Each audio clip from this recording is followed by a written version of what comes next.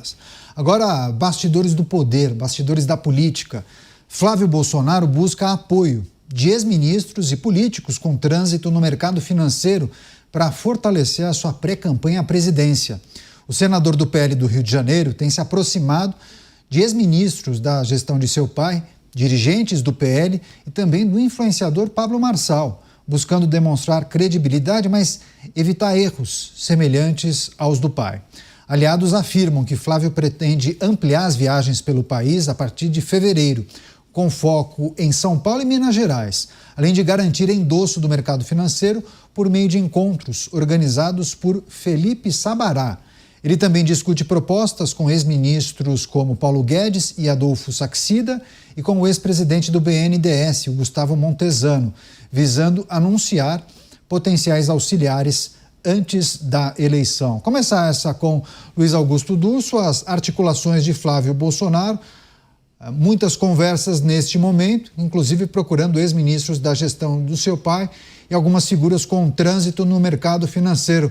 Como você tem visto essa articulação, esse momento de Flávio Bolsonaro passado aquele período de desconfiança, né? Será que ele usou esse anúncio para negociar alguma coisa? Parece que vai, hein? Pois é, Caniato.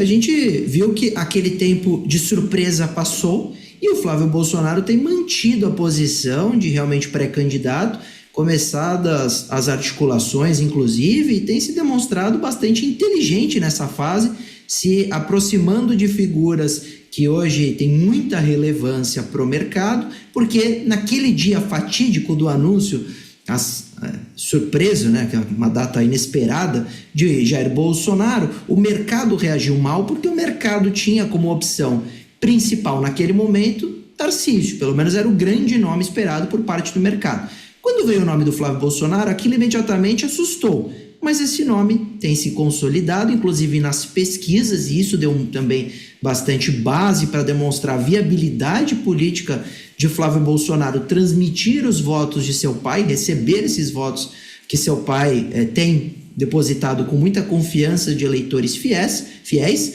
e ele tem se demonstrado bastante inteligente nesse início de corrida eleitoral que sequer começou, né, de pré-campanha, porque me parece não ser mais um balão de ensaio. Muitos cogitaram ser simplesmente uma ideia de colocar o nome de Flávio para teste, amanhã pleitear uma vice-presidência, etc. Essas ideias também têm caído por terra, demonstrando que é provável e possível que Flávio Bolsonaro mantenha a sua pré-candidatura a uma candidatura à presidência da República com chances reais de disputar essa eleição contra Lula, que seria provavelmente o nome da esquerda. Pois é, depois eu vou até pegar o dado correto, mas saiu um número no último fim de semana que tratava da seguinte informação: Flávio já teria capturado ou conquistado 90% dos votos do pai. Vou até pedir para o Dorgan fazer a análise. O Dorgan, para quem não sabe, é analista, comentarista aqui dos programas e telejornais da Jovem Pan, mas trabalha com o Instituto de Pesquisa. Eu acho que pode fazer uma reflexão sobre esse trabalho de Flávio Bolsonaro de conquistar os votos do pai, mas talvez ser uma alternativa para buscar novos eleitores. Eu acho que esse talvez seja um caminho, né? O grande problema do Flávio, eu até acho que a candidatura é real, eu não descarto a hipótese dele ser vice ainda, não acho impossível. Eu acho que a eleição dele ela não é fácil por uma questão central. A família Bolsonaro, em média, tem rejeição de 60% a 70%. Tá? O Flávio teria uma rejeição um pouco menor do que Eduardo, Michele e o próprio Jair Bolsonaro. É uma eleição de 2 turnos, né? E a eleição de presidente no Brasil, normalmente ela é decidida em si, desde 2014, num 10% a 15% de votos mais centralizados, de centro, pode ser centro-direita, centro-esquerda, centro, o que for. Qualquer um dos governadores, em vez de Flávio na disputa, eles teriam uma capacidade muito maior de ter esses 10% a 15%. Né? De ter conseguir absorver esse voto no segundo turno e vencer a eleição. O que seriam esses 10% a 15%? Aécio e Dilma dividiram esse voto, em 18 Bolsonaro ficou com mais do que Haddad, Em 22, Lula ficou com um pouquinho mais do que Bolsonaro nesse voto. E os governadores, na verdade, desde 14 governadores que eu falo Tarcísio, Ratinho, Caiado, eventualmente, são os que mais conseguem entrar nesse voto. A leitura do voto de primeiro turno, sem dúvida nenhuma, Bolsonaro, e por consequência o Flávio Bolsonaro, né, e Jair Bolsonaro em primeiro e por consequência Flávio Bolsonaro, teriam, obviamente, mais força. Primeiro porque o sobrenome é conhecido praticamente por 98%, 100% do brasileiro, assim como Lula. Né? Enquanto Tarcísio ainda não é conhecido totalmente no Norte e Nordeste, Caiado não é conhecido em vários lugares, Ratinho também não. Então, assim, na leitura de hoje, sem dúvida nenhuma, o Flávio Bolsonaro ele é viável, mas ele vai ter um problema de segundo turno de rejeição. Eu acho que o mercado e, assim, e alguns segmentos da sociedade, eles têm muito mais o receio de Lula vencer essa eleição do segundo turno com Flávio na disputa, do que o Flávio em si ser o presidente, entendeu? A dificuldade que Flávio vai encontrar de ganhar um segundo turno de Lula não é pequena. Mas ainda que os demais candidatos de centro-direita e de direita manifestem apoio a Flávio, pode ser, ele vá pro mas o eleitor de centro-direita, que esses 10 a 15%, ou de centro, ele pode fazer o que ele fez em parte em 22 e voltar para Lula, mesmo desaprovando o governo. Mesmo desaprovando, né? Os números de Lula de aprovação e desaprovação são preocupantes, né? Porque não quer dizer que quem aprova o governo também tem muita gente que responde regular e que pode estar não votando se vier alguma opção melhor. Agora, Flávio, ele engessa mais esse voto. Então, mas eu acho que é uma candidatura para valer, sem dúvida nenhuma. Ele vai tentar, mas pode chegar ali na frente e isso ali pode começar a mostrar ali de uma maneira mais clara que a projeção do segundo turno Lula poderia vencer com mais facilidade Flávio do que Tarcísio. Esse é o grande medo, talvez, do mercado ali. Mota, as articulações de Flávio Bolsonaro para viabilizar a sua candidatura, tem conversado com ex-ministros da gestão de seu pai, figuras também importantes no mercado financeiro, e teve uma pesquisa divulgada há alguns dias que indica que Flávio teria conseguido já conquistar 90% dos eleitores de Jair Bolsonaro. Um número em tanto, hein? Flávio está surpreendendo muita gente com a construção da sua candidatura, né? É lógico que a vantagem principal dele é a marca Bolsonaro, é o sobrenome. Mas me parece que ele está indo além. Ele está procurando se posicionar como uma versão Bolsonaro mais conciliadora, mais disposta ao diálogo e com foco na excelência da gestão pública, o que é uma grande diferença para o que a gente vê hoje no Brasil. Alguns críticos dizem que a Flávio é o adversário que a esquerda desejava, né? A gente vê alguns críticos dizendo isso. O Flávio era o que o candidato da esquerda queria, mas um candidato Bolsonaro que fuja da radicalização não é o que a esquerda esperava. E esse pode vir a ser o grande trunfo da candidatura de Flávio.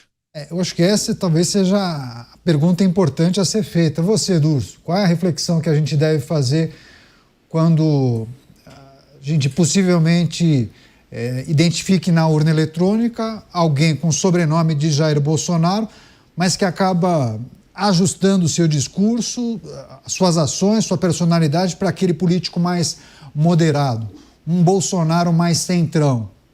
Qual seria a avaliação do público em relação a uma figura dessa?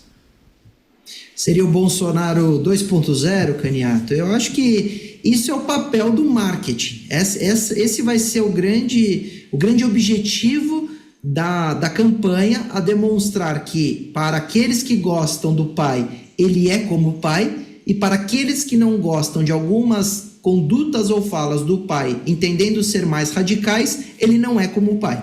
É o Flávio, é o Bolsonaro 2.0.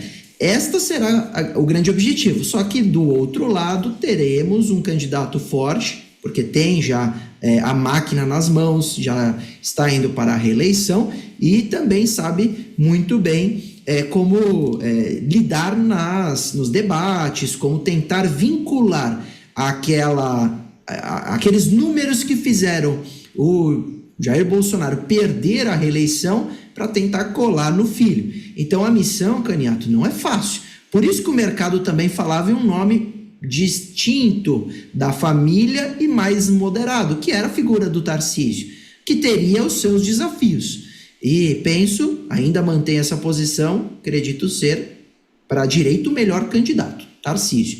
Mas, se a decisão da direita for tentar emplacar Flávio Bolsonaro, aí vai ter que tentar realmente vender esse Bolsonaro 2.0 durante a campanha, e aí vai depender muito também, Caniato, de como ele se portará nos debates e nas manifestações públicas, porque eu vejo um desgaste muito grande da gestão Bolsonaro quando ele falava à imprensa, pela forma muitas vezes de lidar com o jornalista, pela forma de lidar com a pandemia.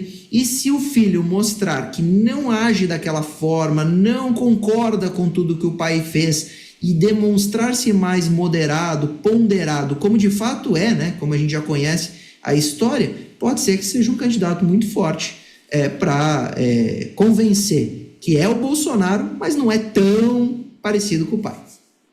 Inclusive Ciro Nogueira, que é o senador e o presidente do PP, disse, bom, Flávio é um Bolsonaro que se vacinou. Só fazendo uma conexão com a pandemia, ele adotava uma postura um pouco diferente do pai em relação a várias agendas. Agora, Dorgan, queria que você fizesse uma reflexão. Antes disso, rápida parada para você que nos acompanha pela rede.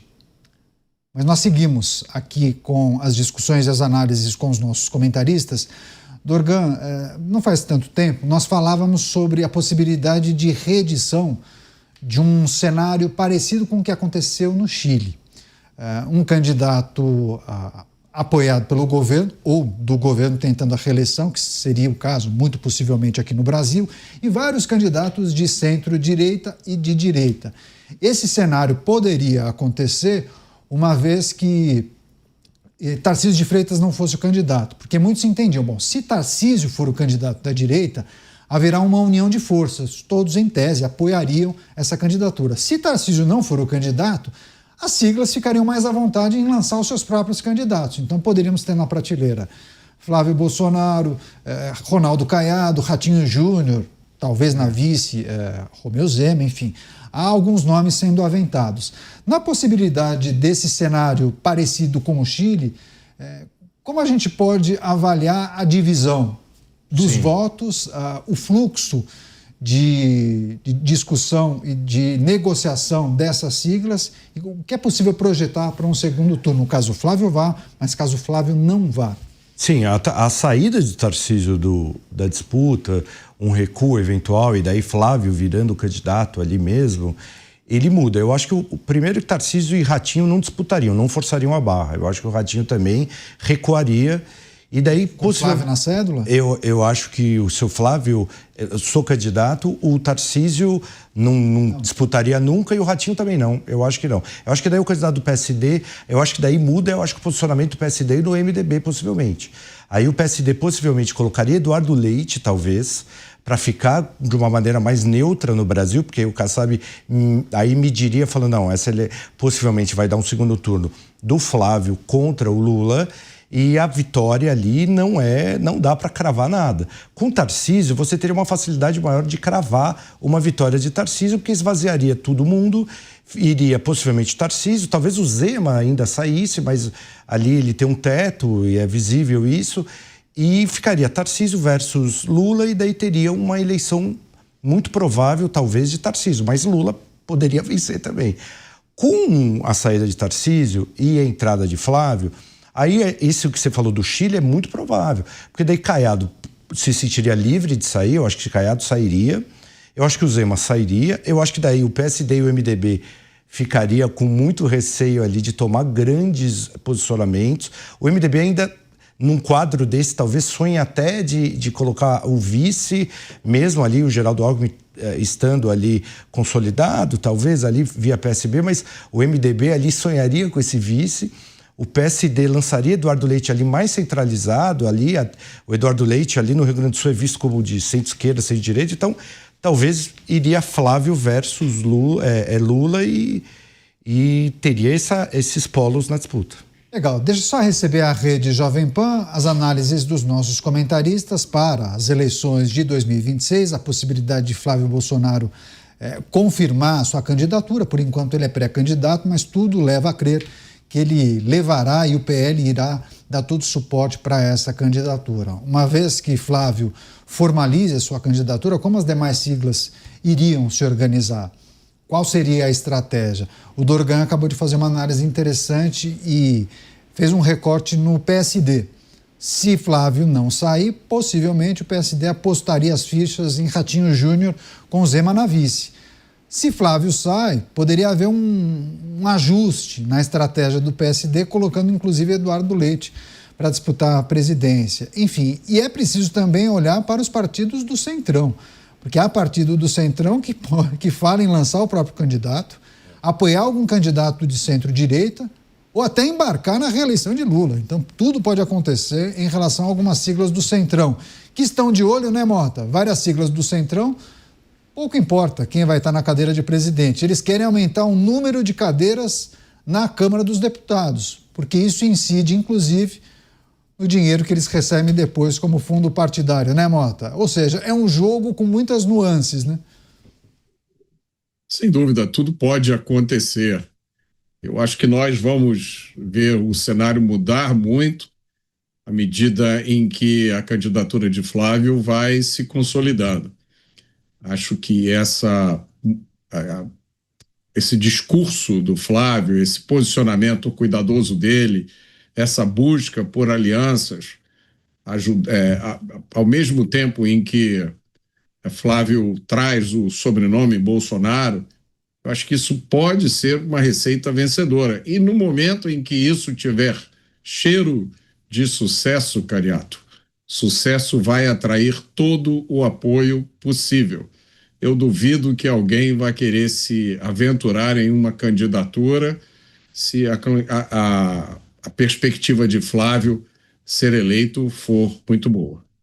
Agora, Durso, eu queria que você olhasse para o outro lado da moeda, né? O presidente Lula, ao que tudo indica, tentará a reeleição. Uma outra pesquisa foi realizada falando em desaprovação de quase 51%, mas também tem as várias análises e apontamentos que fazem ao grande número de brasileiros que recebem cheques do governo, né? Recebem algum tipo de auxílio. Isso dá a ele uma base importante de eleitores, o que seria quase uma disputa desigual. Tem gente que fala que seria o voto de Cabresto 2.0. Enfim, o que é preciso considerar em relação à administração que adota a estratégia de conceder muitos benefícios e o quanto isso pesa em um processo eleitoral, Durso?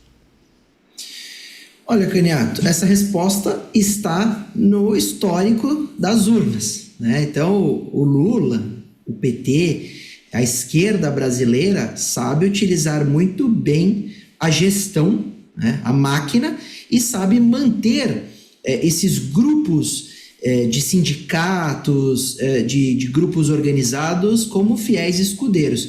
Diferente da situação do fenômeno Bolsonaro, que foi muito mais pelas redes sociais e por uma sensação de mudança, o governo de esquerda construiu isso por muito tempo. São fiéis no sentido até por gratidão, seja até pelo Bolsa Família, seja várias as iniciativas que são emplacadas durante todos esses governos de esquerda até o governo atual. Então, sem dúvida nenhuma, isso é muito relevante. E o resultado disso tudo são os 30% quase garantidos para a esquerda, como o Bolsonaro também tem sua cota aí de 20% a 30% dos fiéis escudeiros. Então, são dois opostos de uma polarização que cada um tem, de alguma forma, uma afinidade por aquele governo e por aquele modelo. E aí, cada um sabe como fica esse modelo ao final. Mas que para Lula, estar na máquina o faz muito mais poderoso do que a situação que ele estava na oposição, isso sem dúvida nenhuma, porque inclusive os sindicatos têm mais espaço. O próprio MST tem mais espaço quando o Lula está na presidência, ou MTST. Então são grupos organizados muito relevantes durante o período eleitoral para fazer manifestações, para levar o recado, para pedir voto, para fazer campanha. Diante disso, nós temos um quadro de uma situação hoje que a oposição que depende muito mais das redes sociais. Basta ver, por exemplo, como trabalha Nicolas Ferreira. Nicolas Ferreira, ele tem esses queridos na política também graças ao seu contato e à sua fidelidade a Jair Bolsonaro, mas também graças às redes sociais. Mas não há grupo organizado. Existem grupos de redes sociais, mas não grupos que viveram por anos, inclusive com sustento familiar financeiro, graças ao trabalho, por exemplo, de Nicolas Ferreira. E é isso que a gente vê no Brasil. Este é o grande mote da disputa numa situação da presidência da República. Um partido de esquerda que tem o Estado gordo, inchado, com muitos ministérios, agradando muita gente, e do outro lado, uma iniciativa que prevê a possibilidade de abrir portas para a iniciativa privada, para enxugar os gastos públicos, para diminuir esse tipo de amigos na política. E aí, ao final, bastaria que a própria população enxergasse qual é o modelo melhor para o futuro do Brasil. Mas, na verdade, muitas vezes na campanha, o brasileiro olha pelos seus interesses, né? O imediatismo, o que muda na minha vida hoje? E no final, muitas vezes, vota mal.